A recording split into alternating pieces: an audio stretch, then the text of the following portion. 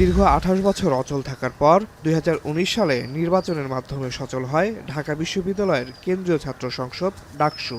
এরপর পেরিয়ে গেছে ৬টি বছর। শিক্ষার্থীদের দাবি থাকলেও বিগত আওয়ামী লীগ সরকারের ছাত্র সংগঠন ও সে সময়ের বিশ্ববিদ্যালয় কর্তৃপক্ষের উদাসীনতায় হয়নি আর কোনো নির্বাচন। গত ৫ই আগস্ট হাসিনা সরকারের পতনের পর থেকেই জোরালো হয় ছাত্র সংসদ নির্বাচনের দাবি। তবে এই নির্বাচনের সময় নিয়ে ছাত্রদের মধ্যে রয়েছে মতবিরোধ।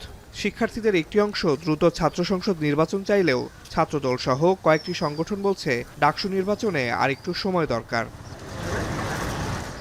এসব আলোচনার মধ্যেই ডাকসু নির্বাচন নিয়ে ফের উত্তপ্ত ঢাকা বিশ্ববিদ্যালয়। সিন্ডিকেট সভায় দ্রুত ডাকসু নির্বাচনের ব্যাপারে আলোচনা উঠলে এর বিরোধিতা আসায় তাৎক্ষণিক প্রতিক্রিয়া জানায় শিক্ষার্থীরা। আমরা এখানে দাঁড়িয়েছি ডাকসু আন্দোলনের জন্য। বৃহস্পতিবার মধ্যরাতে ক্যাম্পাসে বিক্ষোভ করে ডাকসু নির্বাচনের রোডম্যাপ দিতে ৭২ ঘন্টার আলটিমেটাম দেয় ঢাকা বিশ্ববিদ্যালয়ের উপাচার্যকে।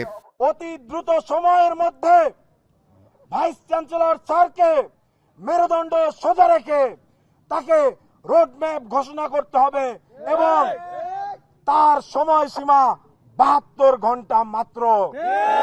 ৭২ ঘন্টার মধ্যে যদি রোডম্যাপ ঘোষণা করা না হয় তাহলে কঠোর থেকে কঠোরতর আন্দোলনে আমরা যাব।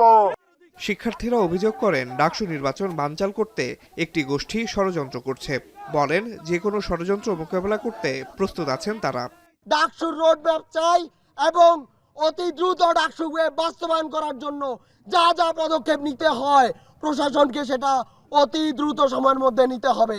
বাধা দেয় স্বার্থকার, ডাকসু আমার অধিকার, ডাকসু আমার অধিকার, বাধা দেয় স্বার্থকার। দ্রুততম সময়ের মধ্যে রোডম্যাপ ঘোষণা না করলে কঠোর কর্মসূচির হুঁশিয়ারি দেন শিক্ষার্থীরা। আসিফ ইকবাল খান, এখন, ঢাকা।